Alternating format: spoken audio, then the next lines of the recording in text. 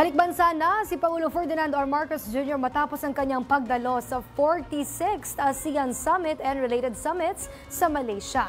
Binalangkas ng Pangulo ang ilan sa mahalagang bagay na kanilang tinalakay mula sa summit. Alamin natin ang buong detalye mula kay Zai Chua.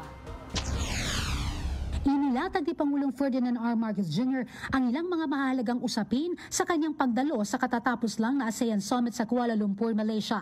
Aniya, nagsilbi itong plataporma para pag-usapan ng mga lider ng mga bansa sa ASEAN ang iba't ibang isyong geopolitical at pang-ekonomiya na nakakaapekto sa rehiyon. The summit was once again an opportunity to discuss among our fellow ASEAN member states and partners how we should navigate our future together. Tinalakay din sa ASEAN Summit ang usapin tungkol sa sitwasyon sa West Philippine Sea, kung saan tiniyak ni Pangulong Marcos Jr. na patuloy na ipagtatanggol ng bansa ang soberanya at jurisdiksyon sa West Philippine Sea alinsunod sa international law. Kinilala rin ng Pangulo ang nagkakaisang hangarin ng mga miyembro ng ASEAN na isulong ang panrehiyong integrasyon sa pamamagitan ng pagpapalakas ng ASEAN Community Vision 2045 na magsisilbing gabay para sa susunod na 2 dekada. We reaffirm the importance of the Treaty of Amity and Cooperation in Southeast Asia.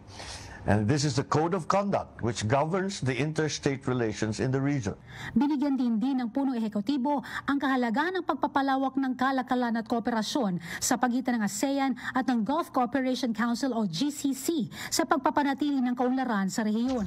We are collaborating with our partners to narrow development gaps and to promote inclusive growth, particularly for the marginalized, the underdeveloped, and vulnerable communities. Kabilang narito ang posibilidad na pagpapalawak ng halal trade sa bansa at karagdagang suporta para sa mga micro, small, and medium enterprises o MSMEs. Iginit din ng Pangulo ang kahalagahan ng South China Sea at Arabian Sea bilang pangunahing daluyan ng pandaigdigang kalakalan. Nilatag din ni Pangulong Marcos Jr. ang kanyang mga plano para sa overseas Filipino workers o OFWs. Aniya, mahalagang may pagpatuloy ang paglulunsad ng upskilling opportunities para sa mga OFW, gayon din ang pagtiyak sa kanilang karapatan. Tinatayang aabot sa 2 milyong Pilipino ang naninirahan at nagtatrabaho sa mga bansang nasa ilalim ng GCC.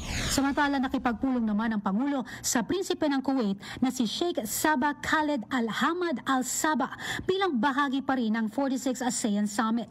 Dito tinalakay nila ang iba't ibang paraan upang mas mapalakas pa ang bilateral relations sa pagitan ng Pilipinas at Kuwait at mapalawig pa ang iba't ibang sektor tulad ng security, maritime trade at human resources. Para sa totoong balita sa Bagong Pilipinas, Zai Chua, Congress News.